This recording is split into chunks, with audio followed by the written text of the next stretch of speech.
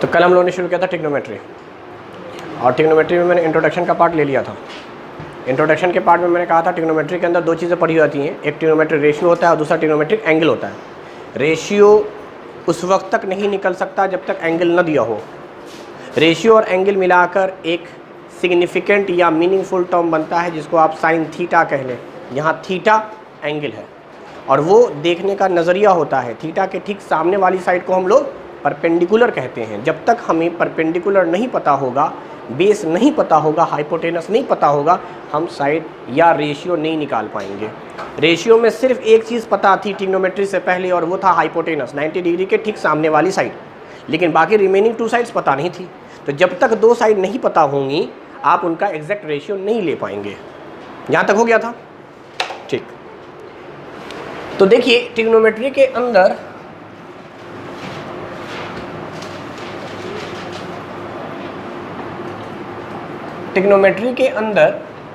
कई फॉर्मूले हैं। आज हम लोग फॉर्मूले की बात करेंगे और पहला फॉर्मूला जो हम पढ़ने जा रहे हैं, फॉर्मूला फर्स्ट, उसका मैंने नाम दिया है मीनिंग फॉर्मूला।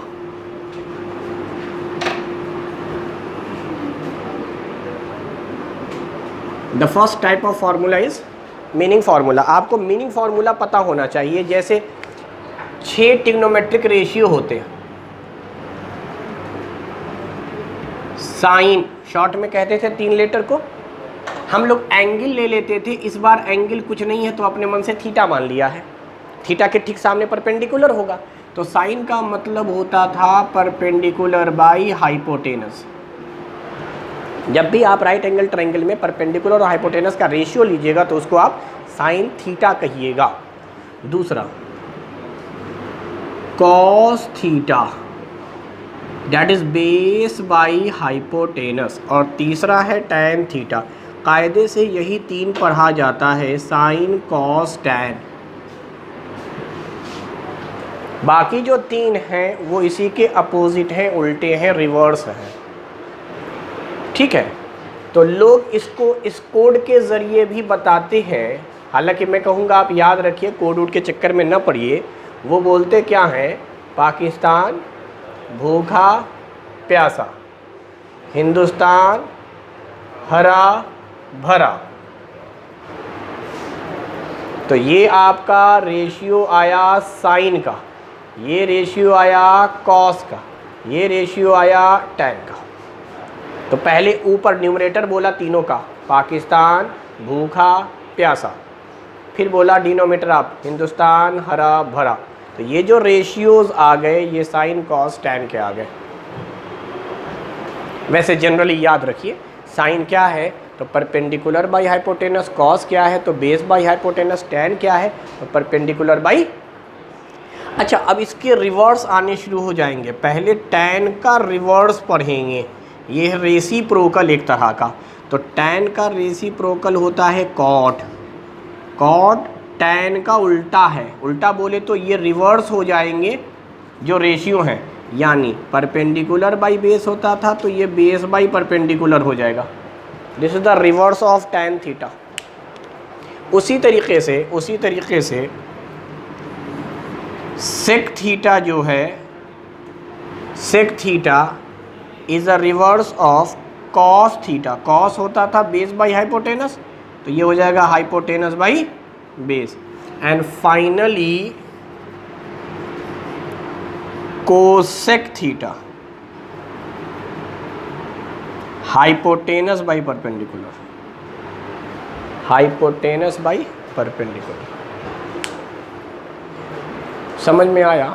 तो ये तो हम लोगों ने मीनिंग कल भी देखा था, मगर ये था कि चूँकि वहाँ एंगल हम लोगों ने नहीं दिया था तो हम लोग उसका एप्लीकेशन नहीं पढ़ पा रहे थे, या हम अनेबल थे डिटरमाइन करने के लिए sine cos tan cot sec cosec की वैल्यू।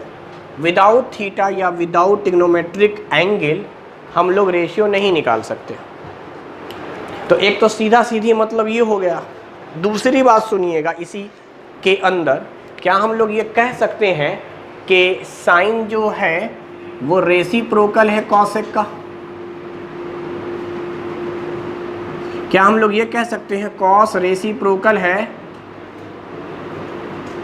और क्या हम लोग ये कह सकते हैं tan रेसिप्रोकल है और cot रेसिप्रोकल है,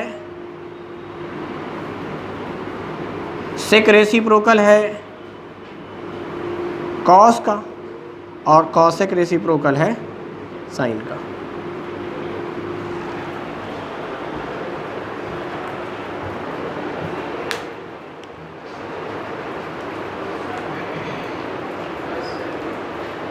साइन को 1/cosec या 1/cosec को साइन, रेसिप्रोकल का यही मतलब हो रहा है।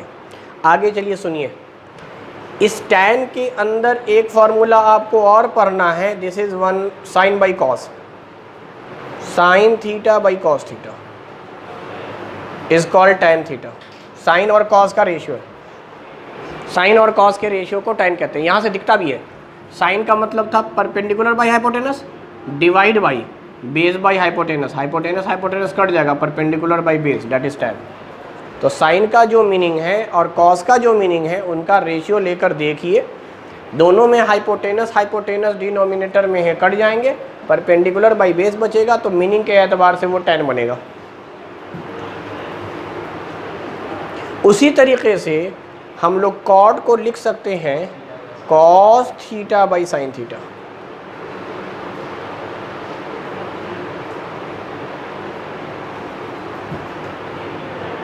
बात समझ में आ गई?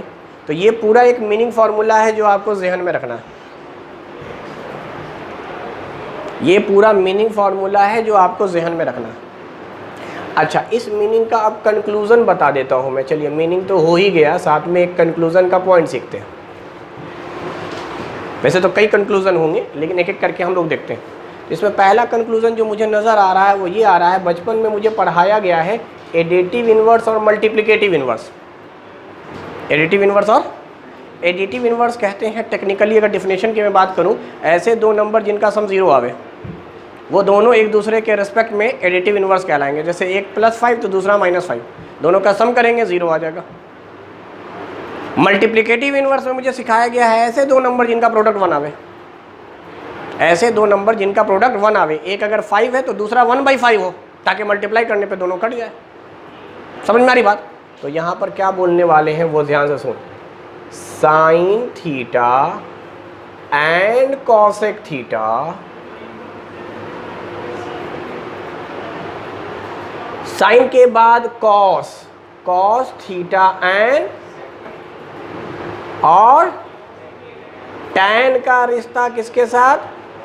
ये जो रिलेशन है ये सब क्या है? Are multiplicative inverse.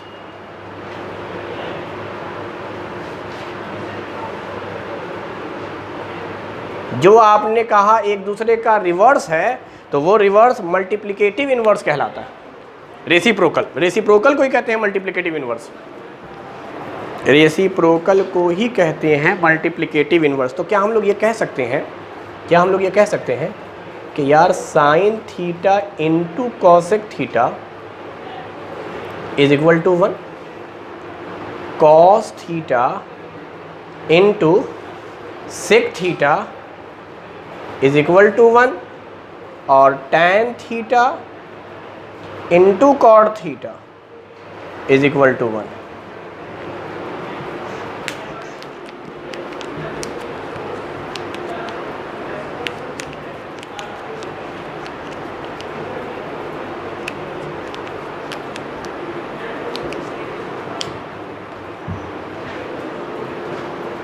बोलिए।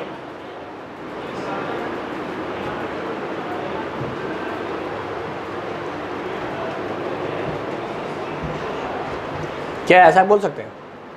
नहीं बोल सकते। ये समझ में आ रहा है? यहाँ से भी पता चल सकता था ना, क्रॉस मल्टीप्लाई कर देंगे, साइन बराबर 1/cosec है तो मल्टीप्लाई कर दे 1 आ जाएगा। या फिर वैसे सोच सकते थे, कैसे कि साइन का मतलब है परपेंडिकुलर बाय हाइपोटेनस तो p/h, और कॉसेक का मतलब हो गया है h/p।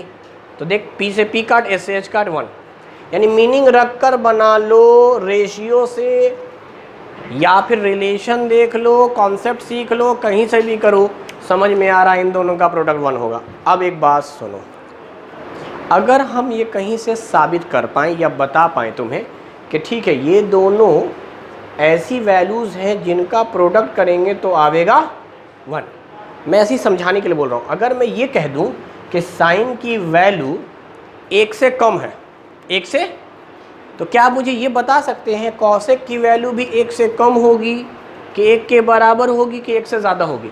यानी मैं सवाल ये पूछने जा रहा हूँ कि मल्टीप्लिकेटिव इन्वर्स में अगर कोई एक वैल्यू 1 से कम है तो दूसरी वैल्यू क्या आनी है, रिश्ता क्या आना है? नहीं समझ पाए सवाल? दो नंबर आपस में कोरिलेट हैं मल्टीप्लिकेटिव इनवर्स वाले रिलेशन में, तो if one of the value is less than 1 then another value of multiplicative inverse is equal to 1, greater than 1, less than 1, anything. हाँ, ग्रेटर देन 1 आवेगा, ग्रेटर देन 1 आवेगा। पूछ रहे हैं, हमको नहीं मालूम, मैं तो ऐसे पूछ रहे हैं। अच्छा, बहुत पहले बोले तू, सबसे पहले ग्रेटर देन 1, रीज़न बता, समझा मुझे थोड़ा सा। हाँ, एग्जाम्पल समझा। हाँ हाँ हाँ, सही बोल रहा है, एग्जाम्पल पे सही बोल रहा है, बस ये कि बेचारा वो टीचर नहीं तो ठीक से समझा नहीं पाया, मगर हम उसकी बात समझ गए। उसने कहा कि सर आपने कहा कि कोई एक नंबर 1 से कम है, तो चलिए मान लीजिए 1 से कम होगा 1/3, 1/3 एक तिहाई हिस्सा, या 1/2 मान लीजिए, चलिए आधा। तो अगर एक नंबर मल्टीप्लिकेटिव इन्वर्स का 1/2 है तो दूसरा नंबर 2 होगा, तो 1/2 तो 1 से कम है और 2 जो है वो 1 से ज़्यादा है। समझ पा रहे हो, समझ पा रहे हो? एक नंबर 1/3 है तो 1 से कम है, तो दूसरा नंबर 3 है भाई। तो ये बात हमेशा सही होगी कि मल्टीप्लिकेटिव इन्वर्स में अगर एक नंबर लेस देन 1 है तो दूसरा नंबर हमेशा ग्रेटर देन 1 आवेगा। अरे समझ में आना आया? ये बड़ी अजीब बात है, लोगों को समझ में नहीं आती अकल तरीके। सर दो नंबर हैं, एक कम है 1 से, एक 1 से ज़्यादा है, दोनों मल्टीप्लाई होकर 1 आवेगा क्या? हाँ बेटा आवेगा, आवेगा। एक नंबर अगर 1 से कम है और दूसरा नंबर 1 से ज़्यादा है तो उनको मल्टीप्लाई करके 1 आवेगा। मल्टीप्लाई का मतलब हमेशा बढ़ाना नहीं होता है, मल्टीप्लाई का मतलब घटाना भी होता है, क्योंकि 1 से कम एक्चुअली डिवाइड है। रियल सेंस में 1 से कम मीन्स डिवाइड। आप 1/3 को मल्टीप्लाई करोगे तो सीधा सीधी कहो ना भाई 3 से डिवाइड किया गया, 3 को 1/3 से मल्टीप्लाई किया गया, तो वो मल्टीप्लाई थोड़ी है, वो तो हकीकत में 3 से डिवाइड है। तो यहाँ से भी साबित होगा कि इन दोनों में साइन की जो वैल्यू आवेगी, साइन थीटा की, वो क्या आवेगी? लेस देन और इक्वल टू 1, या तो 1 के बराबर या 1 से कम। साइन की वैल्यू 1 या 1 से छोटी होती है तो पता चल गया कि कॉसेक की वैल्यू ग्रेटर देन और इक्वल टू 1 होगा। अगर हम मान लें कि साइन की वैल्यू 1 से कम है तो जाहिर सी बात they are reciprocal to each other या दे आर मल्टीप्लिकेटिव इनवर्स। तो if the value of sine theta is less than 1 it means the value of cosec theta is more than 1। अच्छा, अगर साइन 1 होता तो कॉसेक भी 1 होता। अरे 1 का रेसिप्रोकल 1 ही होता है, 1 का मल्टीप्लिकेटिव इनवर्स 1 ही होता है। समझ पा रहे नहीं समझ पा रहे हो यार? तो अगर साइन 1 हुआ तो कॉसेक को भी 1 होना है, लेकिन अगर साइन की वैल्यू 1/2 हुई तो इसको कॉसेक को 2 होना है। क्या वही रिश्ता यहाँ समझ में आया? हाँ ना बोल भाई, क्या समझ में आया कि अगर कॉस थीटा की वैल्यू लेस देन और इक्वल टू 1 है तो इसका मतलब सेक थीटा की वैल्यू ग्रेटर देन और इक्वल टू 1 होगा।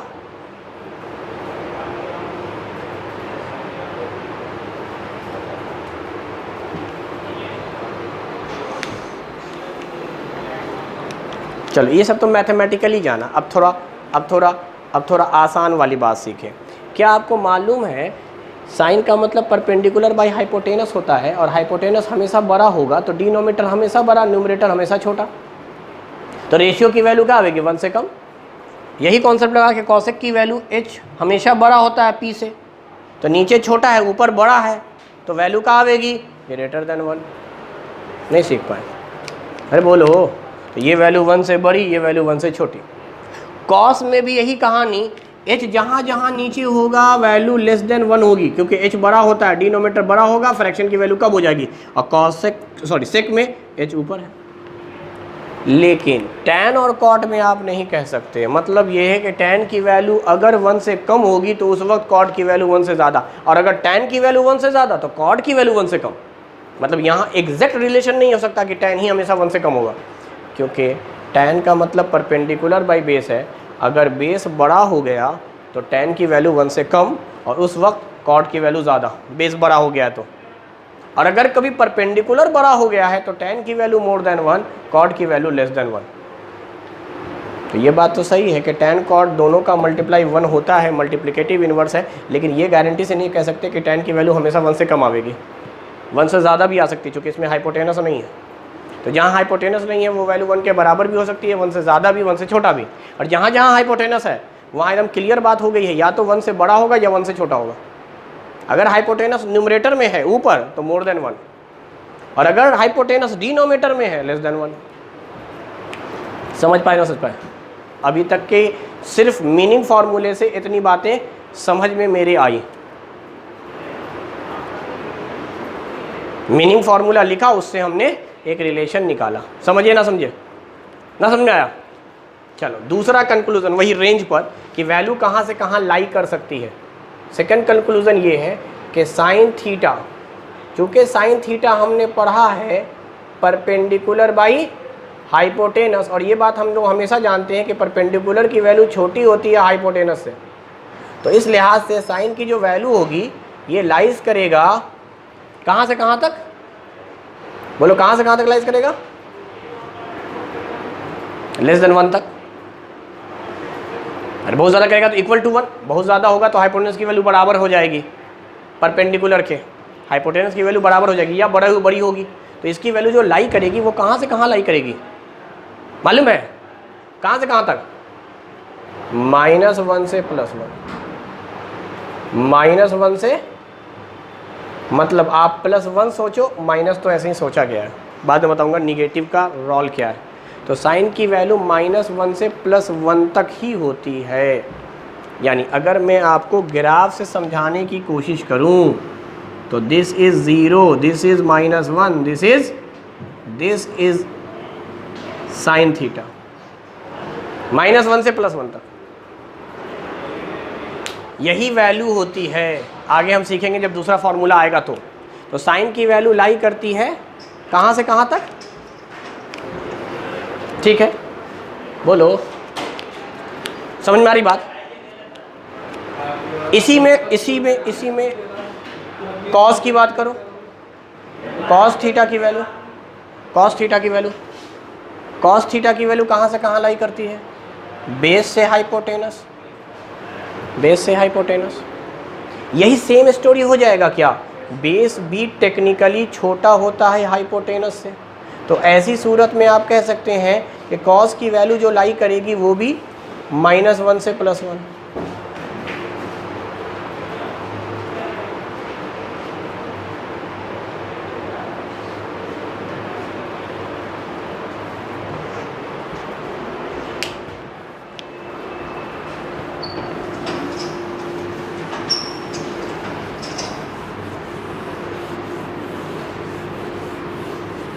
ठीक है बेटा। tan की वैल्यू बता दो, tan थीटा की वैल्यू क्या है फॉर्मूला, परपेंडिकुलर बाई, इनका आपस में कोई रिश्ता नहीं है, बराबर भी हो सकते हैं, छोटे भी हो सकते हैं, बड़े भी हो सकते हैं। तो इसका मतलब tan की वैल्यू कहाँ से कहाँ तक लाई करेगी, -∞ से लेकर +∞ तक। मतलब रेंज सबसे ज़्यादा tan का, ये समझाने का मकसद है कि रेंज आप देखें कि सबसे ज़्यादा अगर किसी की वैल्यू रेंज में होती है तो वो होती है tan की या cot की। tan है तो हम लोग cot भी पढ़ सकते हैं। cot था हमारा बेस बाई परपेंडिकुलर, फिर से इनमें कोई रिश्ता नहीं। तो cot की value again minus infinite two plus infinite, बहुत ज़्यादा बड़ा रेंज है। हाँ, कौन बताएगा सेक की वैल्यू कहाँ से कहाँ लाई करेगी? सेक का मतलब क्या होता है? हाइपोटेनस बाई, रिश्ता तो पहले ही पढ़ चुके कि हाइपोटेनस ग्रेटर होगा बेस से, तो इसकी वैल्यू कहाँ से कहाँ लाई करेगी?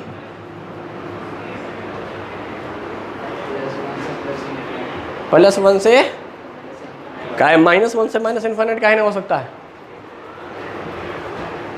-1 से माइनस इनफाइनाइट की ओर, फिर +1 से प्लस इनफाइनाइट तक। बाद में बनाऊंगा पूरा, होता होगा कुछ, मेरे क्या मालूम, इतने पढ़े लिखे लग रहे हैं तेरे हैं? अरे लग रहे हैं क्या? गधा कहीं का। कभी सीखा है -30 डिग्री एंगल निकालना? सीखा है कभी? नहीं सीखा है। फिर से नाम लिखा 7वीं में, वहाँ पढ़ाया जाता है -30 डिग्री एंगल कैसे ड्रॉ करोगे, -45 डिग्री कैसे ड्रॉ करोगे, -90 डिग्री कैसे ड्रॉ करोगे। खाली पॉजिटिव में एंगल ना होता है, निगेटिव में भी होता है।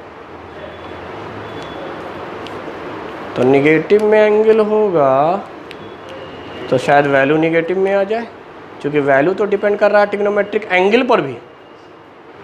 खाली तेरे लग रहा है कि अच्छा इस साइड है, इस साइड है, मगर इस साइड बता कौन रहा है एंगल, आगे बात करेंगे। अभी फ़िलहाल निगेटिव को छोड़ दे, अब इसको ग्राफ पर रिप्रेजेंट करना सीख। This is 0, this is -1, this is +1। देखिए ये है साइन और कॉस का reason.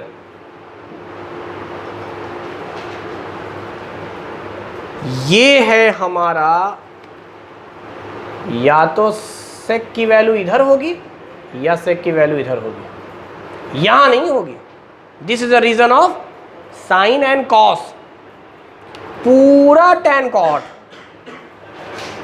This region is sec theta.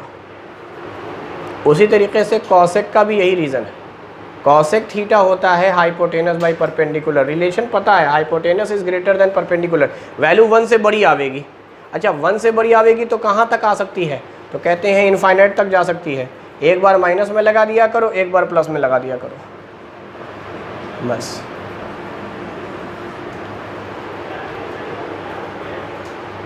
इससे तेरे क्या पता चला? बता, कुछ पता चल रहा है? पता चल रहा है कि नहीं चल रहा है? नहीं पता चल रहा है।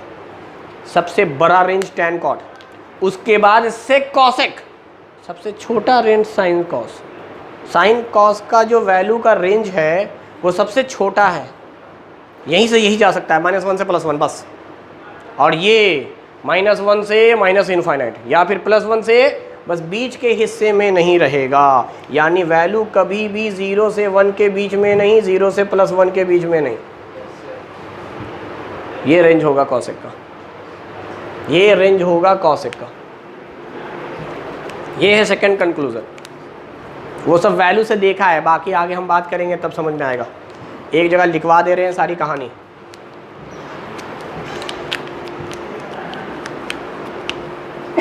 तो ये सारा कुछ बनाने के बाद एक नंबर लाइन रिप्रेजेंट कीजिएगा। क्या रिप्रेजेंट कीजिएगा? नंबर लाइन पे कौन से नंबर रिप्रेजेंट किए जाते हैं?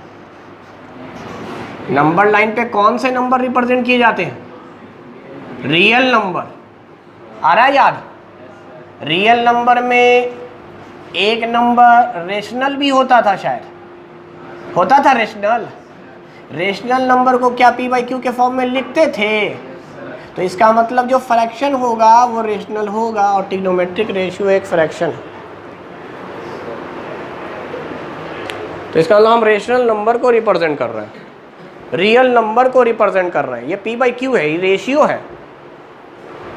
तो इसका मतलब this particular region is sine theta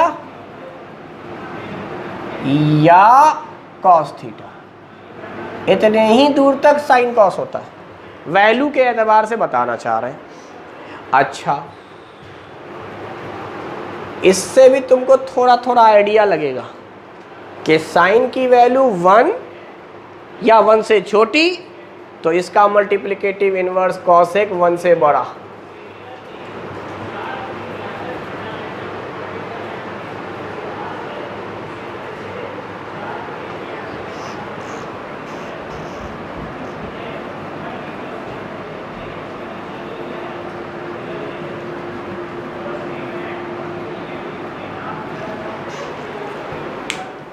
value के एतबार से बोल रहे तो 1 के बराबर या 1 से कम साइन की वैल्यू, कॉस की वैल्यू भी साइन की तरह ही 1 तक होगी, और 1 से बड़ी वैल्यू होगी कॉसेक की और सेक की।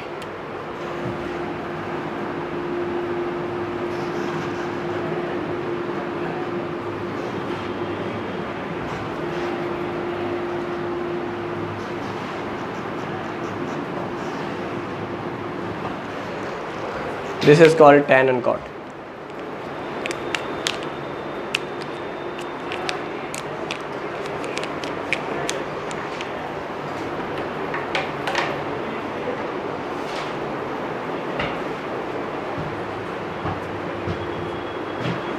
तो ये पूरा का पूरा हमारे पास मीनिंग फार्मूला आ गया।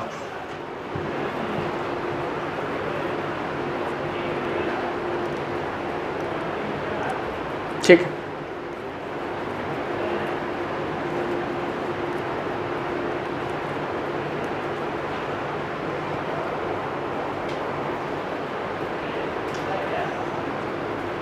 बोलिए। अब देखिए सवाल सुनिएगा, सवाल सुनिएगा। अगर tan थीटा की वैल्यू 3/4 है तो आपसे कह रहा है देन निकालना क्या है वो सुनिएगा। Sine theta minus cos theta, sine theta plus cos theta की वैल्यू क्या होगी। ऐसा कोई सवाल आ गया बनाने के लिए हमारे पास। दूसरा सवाल भी ले सकते थे, अगर सवाल ऐसा होता cos plus sine theta, cos minus sine theta.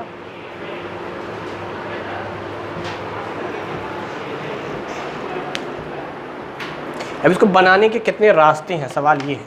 तो सबसे पहले हम लोग स्टेप बाय स्टेप सीखना चाहते हैं। पहला रास्ता क्या है वो सुनिए। ये है मान लीजिए क्वेश्चन नंबर फर्स्ट और ये है आपका क्वेश्चन नंबर सेकंड। चलिए ये मिटा दें क्या, ऊपर वाला मिटा दें क्या।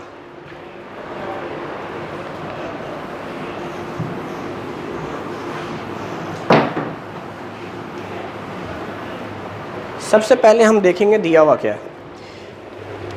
ज़रूरी नहीं है कि आप फिगर बनाइए, लेकिन हम फिगर बनाकर भी चूँकि पहली बार बना रहे हैं सवाल, इसलिए बना सकते हैं ना। इसका सॉल्यूशन हम करना चाह रहे हैं, बहुत सारे मेथड है। चलिए हम लोग एक एक करके कह रहे हैं। फर्स्ट मेथड और बड़ा एलिमेंट्री मेथड है, वो क्या है वो सुनिए। क्वेश्चन में क्या गिवन है, tan थीटा। ठीक है भाई, tan एक ट्रिग्नोमेट्रिक रेशियो है, थीटा एंगल है, पूरा मिला तो एक मीनिंगफुल वर्ड बन गया 3/4। tan का मतलब क्या होता है, परपेंडिकुलर बाई, तो पाइथागोरस थ्योरम से हाइपोटेनस निकाल लेंगे। चाहे तो आप फिगर ड्रॉ कर सकते हैं, क्योंकि अभी हमारे पास कुछ इन्फॉर्मेशन नहीं है, सिर्फ ये बोला है कि ट्रिग्नोमेट्रिक रेशियो है तो राइट एंगल ट्रायंगल होगा, और साथ में देखने का नज़रिया थीटा है। अब मर्जी आप पे डिपेंड करती है फिगर में, या तो इसको थीटा बनाइए या इसको। मान लो अगर मैंने इसको थीटा बनाया तो थीटा के ठीक सामने परपेंडिकुलर, और परपेंडिकुलर की वैल्यू कितनी दी हुई है,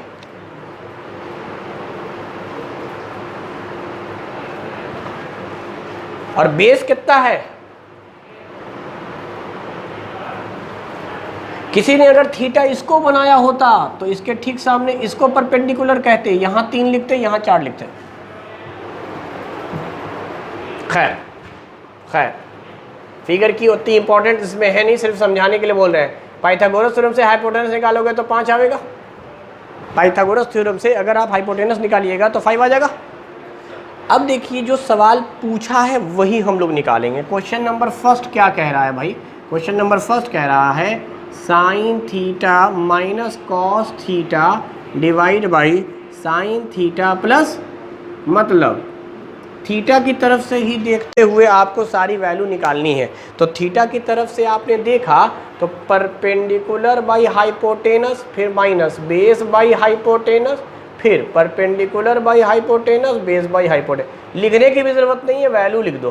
परपेंडिकुलर थीटा की तरफ से 3, हाइपोटेनस 5, बेस 4/5।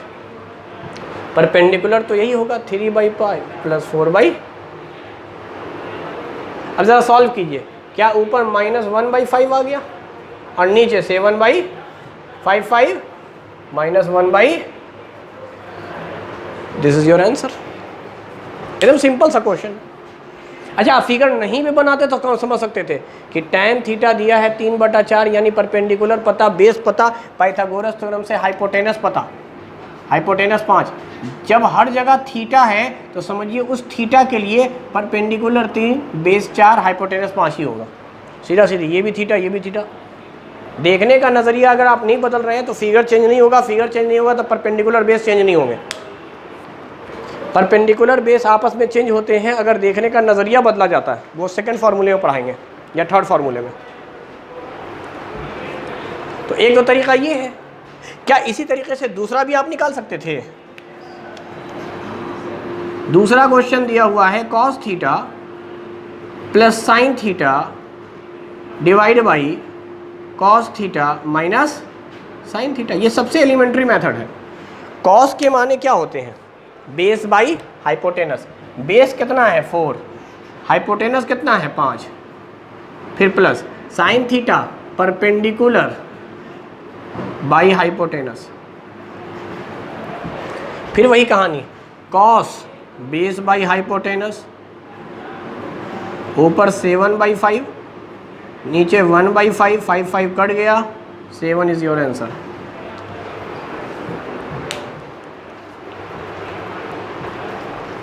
क्या फर्स्ट मेथड समझ में आ गया? क्या पहला मेथड समझ में आ गया? कुछ नहीं करना है, सीधे सीधे परपेंडिकुलर और बेस की वैल्यू दिया था, ट्रिग्नोमेट्रिक रेशियो देगा तो समझ जाइएगा। दो साइड आपको दिया हुआ है, राइट एंगल ट्रायंगल में अगर दो साइड दिया है, पाइथागोरस के मदद से तीसरी साइड निकालिए। तीनों साइड पता चल गया, हम कोई भी रेशियो निकाल सकते हैं। हाँ या ना? कोई दूसरा मेथड भी है क्या?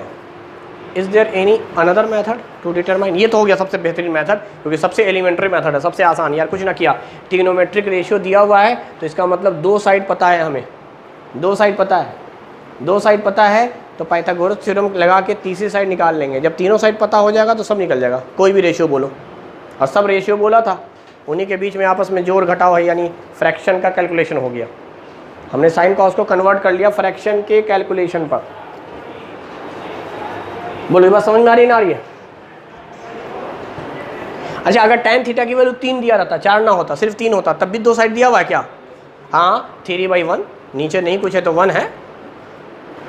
अरे बोलो, तो सिर्फ अगर tan थीटा की वैल्यू 3 भी दिया हुआ है तो समझ में आ रहा है perpendicular by base, perpendicular is 3, base is 1, 3 1 के मदद से हाइपोटेनस निकाल लेंगे। परपेंडिकुलर का होल स्क्वायर प्लस बेस का whole square equal to hypotenuse का होल स्क्वायर। वहाँ से हाइपोटेनस की वैल्यू आ जाएगी, जो भी रूट में आया। बहरहाल साइन निकाल लेंगे, कॉस निकाल लेंगे, perpendicular by base, base by hypotenuse, इस तरह से करके। बीच में जोड़े को बोलेगा जोड़ देंगे, गुना करे को बोलता गुना कर देते, भाग करने को बोलता भाग, जो बोलेगा कर देंगे वैल्यू निकाल कर। फिर तो फ्रैक्शन का जोड़ घटा हो जाएगा। ये पहला मेथड था बेटा। दूसरा मेथड कोई बताए? कोई आ रहा दिमाग में दूसरा मेथड? ये बना लिए? चलो दूसरा method, is there another method? हाँ ना बोलना भाई, इतना खामोशी का। दूसरा मेथड देखो, दूसरा मेथड क्या है देखो। चूंकि मुझे साइन कॉस ही निकालना है और सवाल ये है आपका, अब ये ब्लंडर वाला मिस्टेक मगर लोग करते हैं, इसलिए मैं सेकंड मेथड करके बना रहा हूँ, फिर अपना जुगाड़ वाला मेथड पढ़ाएंगे। लेकिन सुनिए क्या करता है, बच्चा लोग बोलता है कि सर आपने ये मीनिंग फार्मूले में पढ़ाया था मुझे tan का मतलब परपेंडिकुलर बाय बेस। मैंने कहा हाँ पढ़ाया है। तो सर आपने ये भी पढ़ाया है कि tan थीटा हुआ करता है साइन बाई कॉस।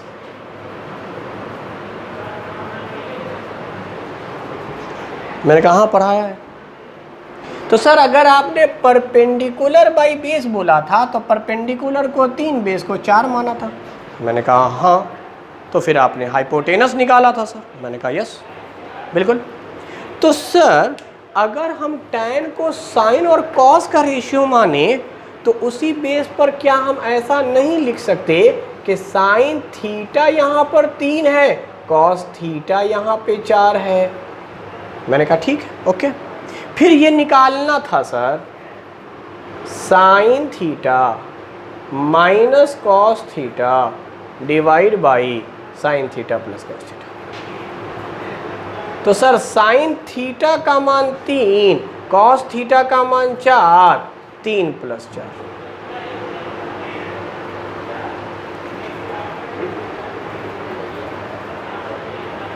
दूसरे प्रश्न को बना रहे थे सर तो हमने कॉस प्लस साइन कर दिया और कॉस माइनस साइन कर दिया। कॉस की वैल्यू 4 प्लस 3, 4 माइनस 3, 7/1 मतलब 7। हमको तो ये ज़्यादा अच्छा लगा। पूछो क्या है, हाइपोटेनस निकालने की ज़रूरत है ना पड़ी। अब कहोगे सर हाइपोटेनस हम पहले भी ना निकाला था, वो तो रटे हुए थे ट्रिपलेट से। ठीक है भाई, वो तो किस्मत तुम्हारी थी ना कि यहाँ 3 4 था तो वो जो रटे हुए हो ट्रिपलेट उसी में 5 आ गया। मैंने कहा तो था ना अभी दूसरा सवाल बदल कर कि अगर मान लो tan थीटा 3 होता तो परपेंडिकुलर तुम्हारा 3 आता, बेस तुम्हारा 1 आता। 1 3 पे थोड़े पढ़ाया गया है ट्रिपलेट, फिर तो तुम निकालते ना हाइपोटेनस, और वो हाइपोटेनस रूट में आता ना। 3 का स्क्वायर 9, 1 का स्क्वायर 1, 9 और 1 10, √10। Perpendicular square plus base square equal to hypotenuse square, तो हाइपोटेनस तो √10 आ रहा है। उस कंडीशन में अगर tan थीटा की वैल्यू 3 है तो ई वाले तरीके में तुम्हारे तो हाइपोटेनस निकालने की ज़रूरत ही ना हुई। तुम्हारे लिए अगर ये 3 होता और नीचे 1 होता तो तुम कह देते कि साइन की वैल्यू 3, कॉस की वैल्यू 1। साइन की जगह साइन रख दो, कॉस की जगह कॉस रख दो, जोड़ने को बोलेगा जोड़ देना, घटाने को बोलेगा घटाना, मल्टीप्लाई करके बोलेगा जो बोलेगा रख देंगे भाई। हाँ ना बोल भाई।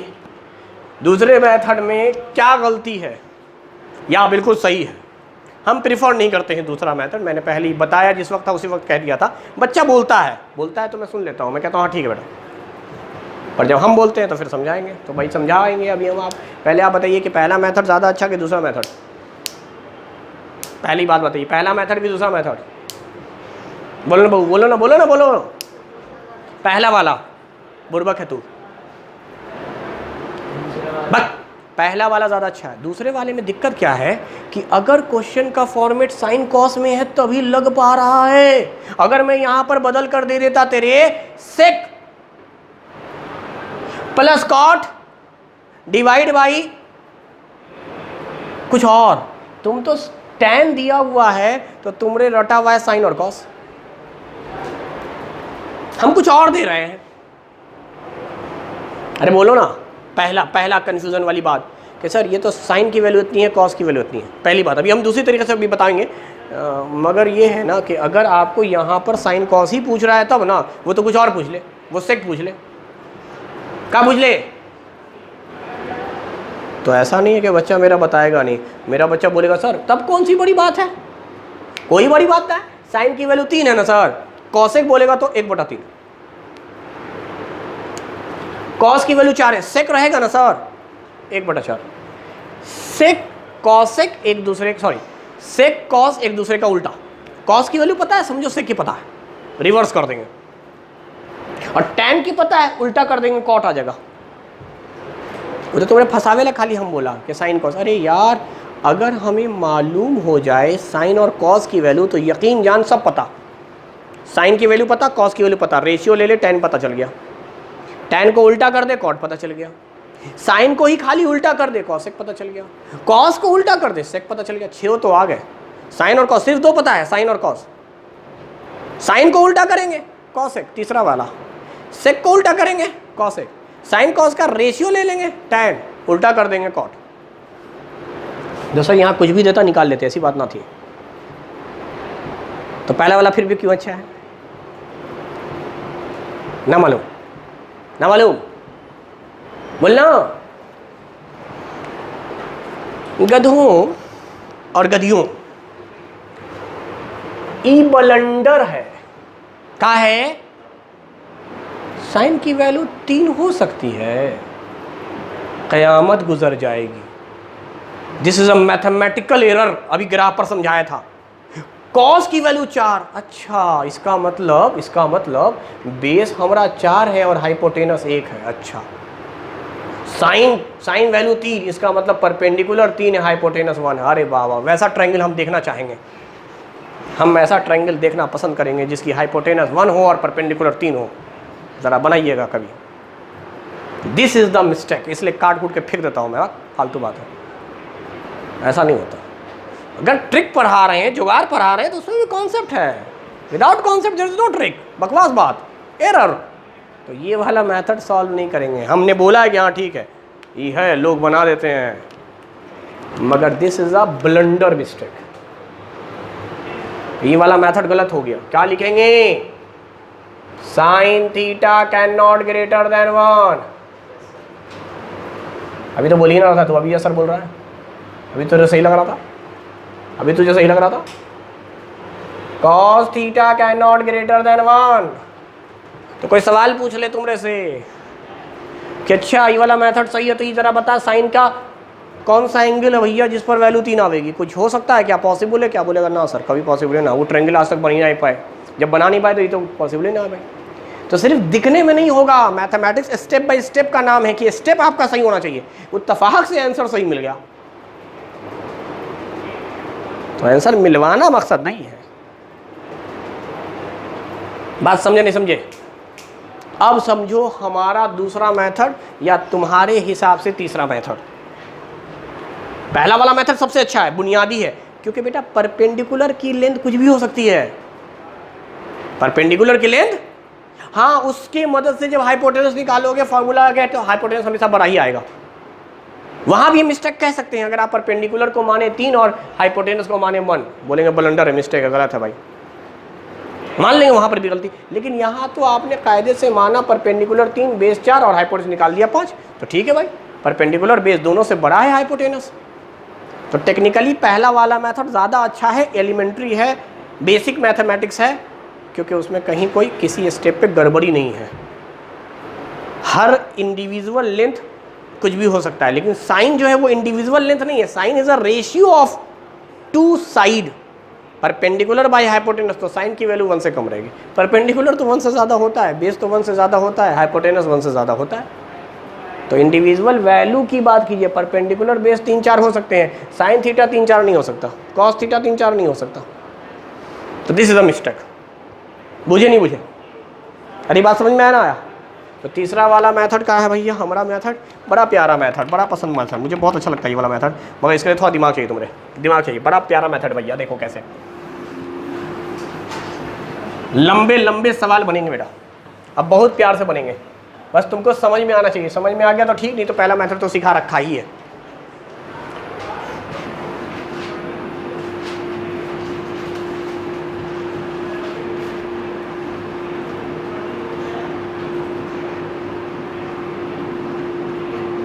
मैं इसको कहता हूं कन्वर्जन मेथड। मैंने निकाला है तो मैंने नाम भी दे दिया, इस मेथड का नाम मैंने कहा कन्वर्जन मेथड। का कहा, बोलो ना, का कहा। तो देखो क्या बोल रहा हूँ, कन्वर्जन क्यों कह रहा हूँ। क्या आपको tan थीटा की वैल्यू पता है कितनी? अच्छा, आपको निकालना क्या है पहले प्रश्न में, sine theta minus cos theta divide by sine theta plus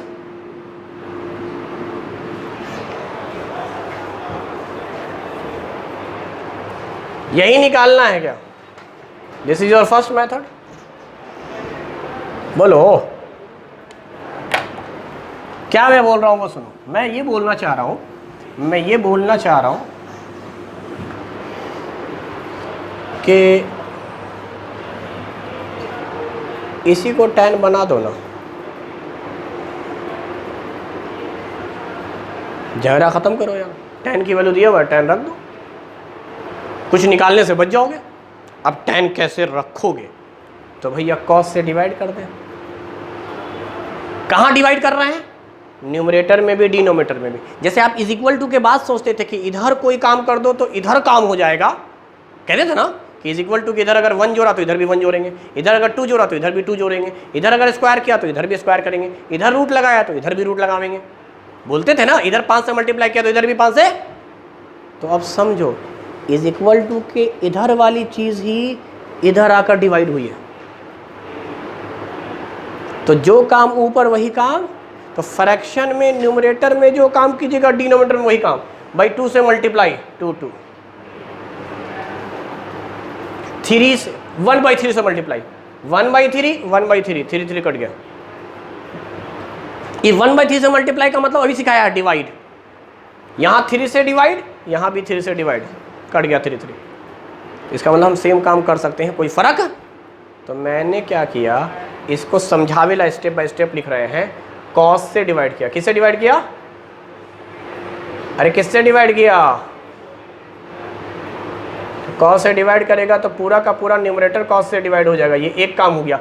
ऊपर वाला या तो सेम नंबर से मल्टीप्लाई या सेम नंबर से डिवाइड, लेकिन अभी तो एक ही किया है ना, अभी तो LHS के इधर ही काम किया है ना। अब तो इधर करना है, इधर करना होगा मतलब डिनोमिनेटर में। तो अब डिनोमिनेटर में कर दे साइन थीटा बाई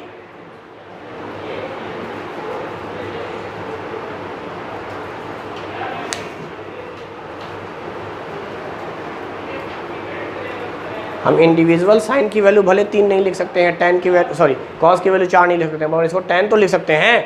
और tan लिख दिया तो ये तो 3/4 हो गया, 3/4 क्या कहेंगे? 3 - 4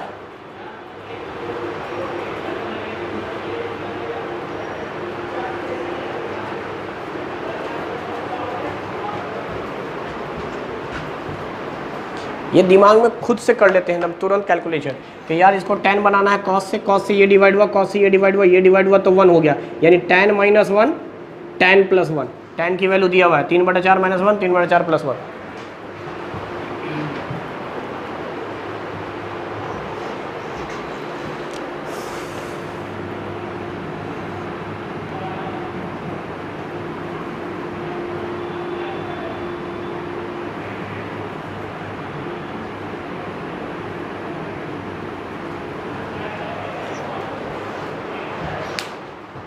बोलो। अच्छा दूसरे क्वेश्चन को बनाओगे तो कैसे, किससे डिवाइड करोगे? मैं इससे सीखना चाह रहा हूँ तुमसे, किससे डिवाइड करोगे? तो मुझे बताओ ना भाई किससे। बच्चा बोलता है सर यही कन्वर्जन में मुझे थोड़ा कभी कभी दिक्कत आया था कि डिवाइड किससे करना, ये उसको कन्फ्यूज़न आ जाता है बच्चे को। तो मैं तुमसे पूछना चाह रहा हूँ कि देखो तुम्हें भी कन्फ्यूज़न हो रहा है कि नहीं हो रहा है। तो हम दूसरे वाले क्वेश्चन में अगर कन्वर्ट करके बनाना चाह रहे हैं तो किससे डिवाइड करेंगे? एक एक करके हाँ कॉस से ही कर देंगे। साइन से कर सकते हैं कि नहीं कर सकते हैं, मेरा सवाल ये है। तो करने पे क्या होगा? तो कॉट हैगा तो उल्टा करके लिख देंगे 4/3 का फर्क पड़ता है। दूसरा लॉजिक सुन, क्या सुनेगा? झगड़ा ख़त्म। क्यों झगड़ा ख़त्म? सवाल में जो दिया रहता है उसी से डिवाइड करते हैं। सवाल में साइन और कॉस दिया है, तेरा दिल चाह तो तू साइन से कर, तेरा दिल चाह तो तू कॉस से कर। यानी क्वेश्चन में जो कॉम्बिनेशन दिया है उन्हीं में से किसी एक से करना है ताकि 1 आवे, रिजल्ट एक। अगर ते कॉस से डिवाइड कर रहा है तो ये वाला पार्ट 1 आ जाएगा, ये वाला पार्ट 1, इधर कुछ ना कुछ बनेगा। अगर तू साइन से करेगा तो ये वाला पार्ट 1, ये वाला कुछ ना कुछ, ये 1, यानी 1 लाना है। 1 लाने का मतलब ये हुआ कि इसमें जो भी ट्रिग्नोमेट्रिक रेशियो दिया है कॉम्बिनेशन में सवाल के अंदर, उसी से डिवाइड करते हैं। इससे झगड़ा ही खत्म हो गया। किससे करेंगे? इस लफड़े में नहीं पड़ेंगे सर किससे कर रहे हैं। अरे साइन से कर ले, कॉस से कर ले, काम खत्म कर। तो मैं जानबूझकर इस बार क्या कर रहा हूँ, साइन से क्या कर रहा हूँ, ताकि कॉट भी हम बनाना चाहें तो अगर हम साइन से डिवाइड करेंगे बेटा तो ये तो कॉट हो जाएगा, डायरेक्ट मैं लिख रहा हूँ, और ये +1 हो जाएगा, यहाँ पर भी कॉट -1। तो समझाने के लिए लिख दे रहा हूँ मैंने डिवाइड किससे किया है, कॉस से, साइन से डिवाइड किया, sine 1 cos by sine cot, sine 1 cos by sine cot. तो अब बता कॉट की वैल्यू कितनी, 4/3 +1, 4/3 माइनस क्या लिखेंगे बेटा, 3 + 4 7/3, 4 - 3 1/3, 3 3 उड़ा दे 7 आंसर। बोल भाई,